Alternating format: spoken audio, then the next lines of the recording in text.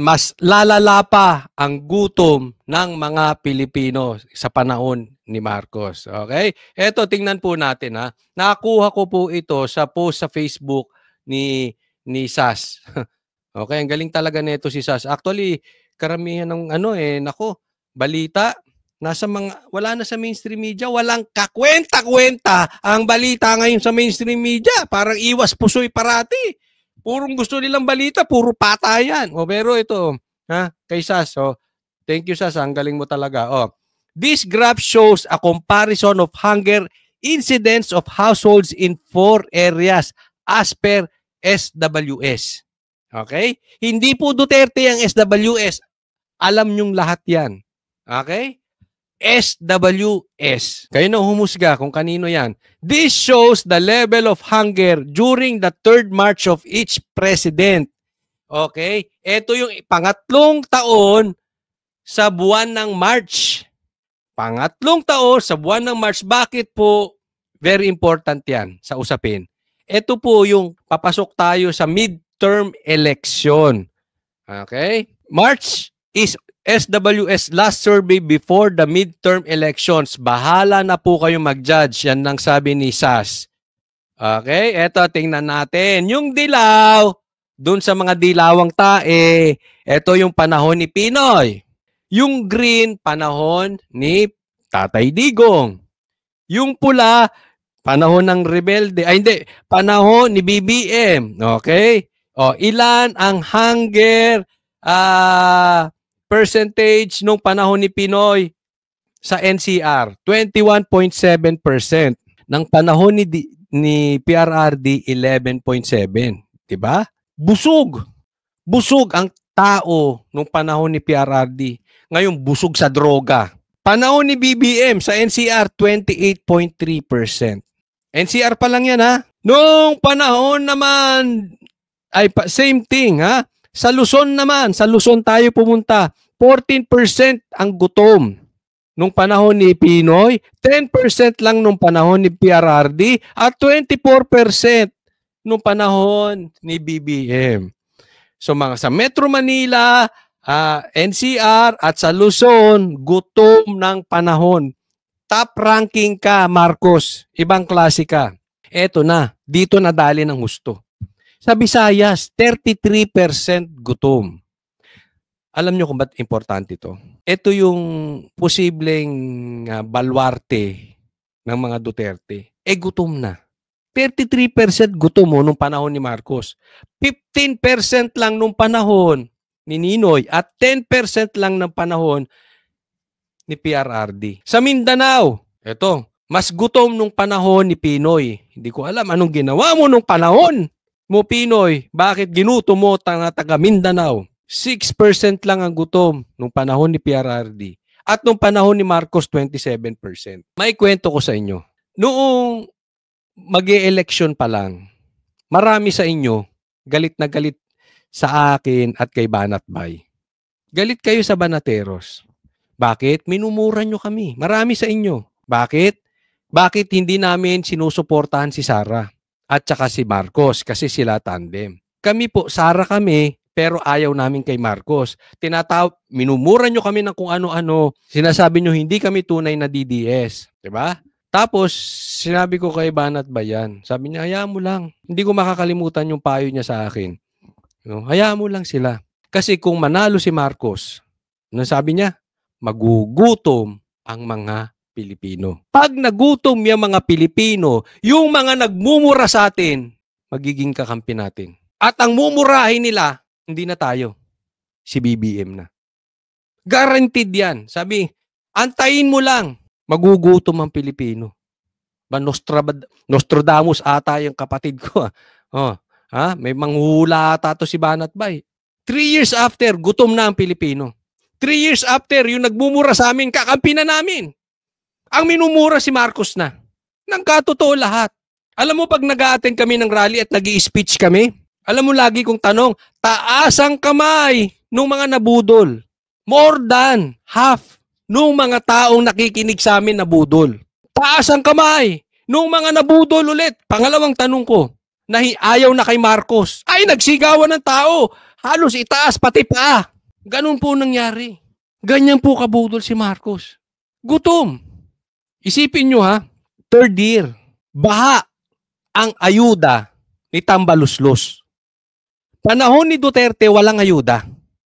Panahon ni Pinoy, walang ayuda. Panahon ni Marcos, grabe ang dagdag bawas sa budget dahil nilagay sa ayuda. And yet, gutom tayo. Saan napupunta yung ayuda? Sa bibig ba ng mahihirap? O sa bibig ng mga kabit ninyong mga animal kayo? Di ba? Hindi ko maidikit. Kung kailan may panahon ng ayuda, mas lalong nagutom ang mga Pilipino. Saan nyo dinadala yung mga, mamaya i-discuss ko sa inyo yung mga inuutang nitong si Marcos. Saan nyo dinadala tong ayuda? Nagugutom pa. Ako mahihiya na ako sa mga nililid ko kung ganito nangyayari. Parang wala nang silbi, di ba? I mean, ang layo oh. Ang layo pag kinumpare mo kay PRRD. Ngayon, magtataka kayo? Kayo mga bashers, hindi ba kayo nag-iisip? Bakit mahal ng Pilipino si PRRD? Eto, gutom. Huwag kayong tanga ha. Kasi nasolusyonan niya yung gutom. Hindi man lahat. Siya ang nakasolve ng gutom. Parang tao nyo. Kung kayo may negosyo, kung yung mga tao nyo gutom, mumurahin ka niyan. Kung yung tao mo busog, naalagaan, mamahalin ka niyan. Ganyan lang po eh. Bakit? Being a leader, alam mo, malaking trabaho ng leader. Binigay sa'yo ng Diyos yan eh. Ikaw nilagay dyan para tulungan mo yung tao mo. Hindi gutom. Yung blessing, kumakalat sa paligid. Pag kumakalat ang blessing sa paligid, alam mo, naalala ko yung sinabi ni Pastor Kibuloy eh. May pera Pilipinas eh. Mayaman. Kaya sinasabi niya yung mga proyektong gagawin niya, akala nyo mahirap gawin? Tingnan mo kung anong nakukuha nitong mga nasa kamera. Magkano pera? Computein mo itong mga sinasabi ko, wala pa sa kalahati.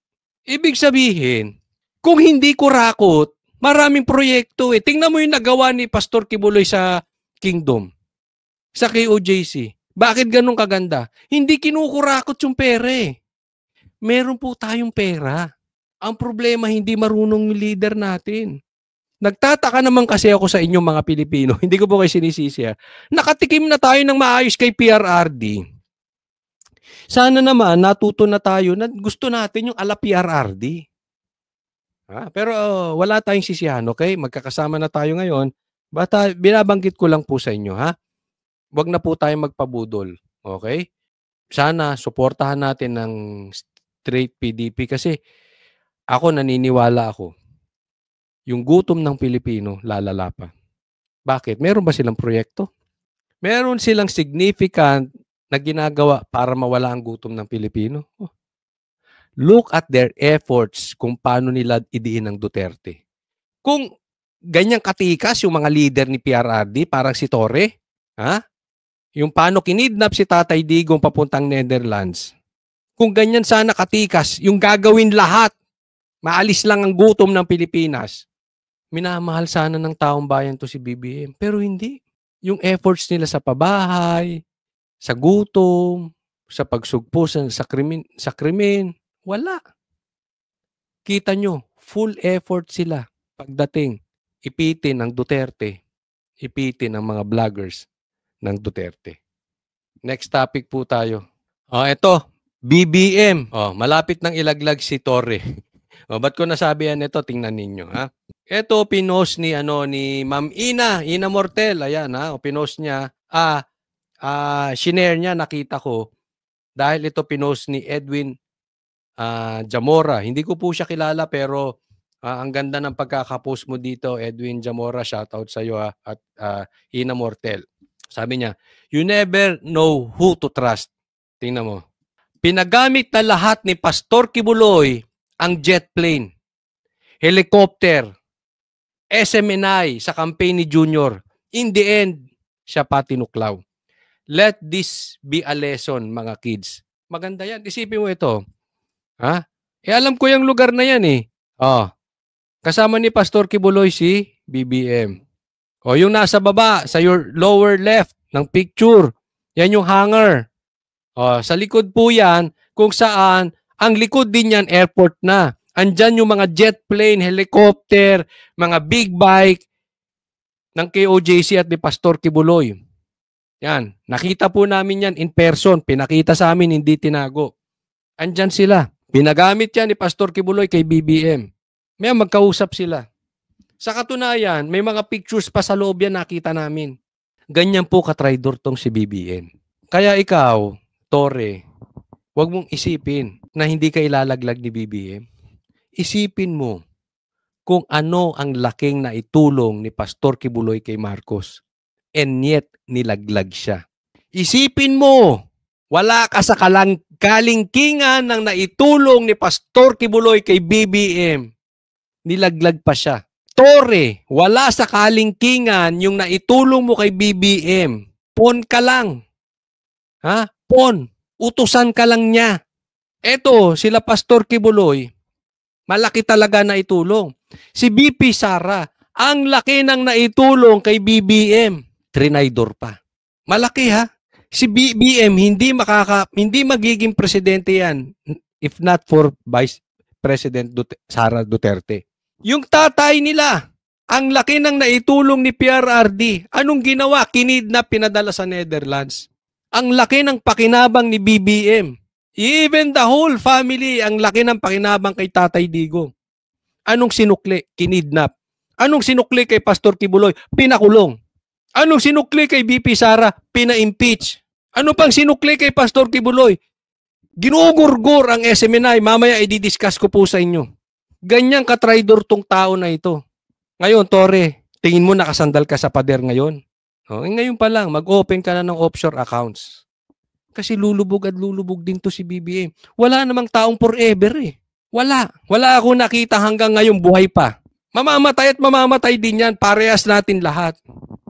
Lahat ng empire bumagsak. Hindi forever to. Hindi natin alam. Baka nga, ewan. Pagbagsak nito, bagsak ka, Tore. Kaya wag mo isiping hindi ka iiwan nito. Katanga mo na lang. Yung pinakain nito ng ensimadang, yung mga vloggers niya pinakain lang ng ensimada samantalang yung media naka-buffet. Akala nyo tatanawin ng utang na loob niyan sa inyo? Hello. Wala kay sa kalingkingan na natulong ng Duterte at ng Pastor Kibuloy dyan. Ganyan po katindi ang tao na yan. So gumising kayo. Ewan ko ba naman ano. But anyway, Pastor Kibuloy naman, hindi naman to naghihiganti. No, napakabait na tao ni Pastor Kibuloy sa aking pagkakilala. Tulong pa rin siya ng tulong. Considering. Kaya nga alam niyo kung ba't ginigipit to si Pastor Kibuloy at ang SMNI?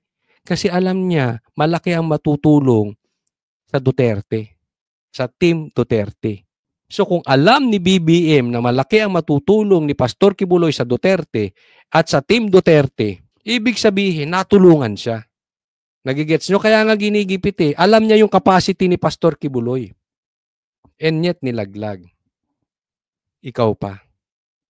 Gumising ka ha? Gumising ka. Gising. Alam niya, ulitin ko, alam niya ang capacity ni Pastor Kibuloy. Alam niya ang capacity ni BP Sara. Nilaglag pa rin.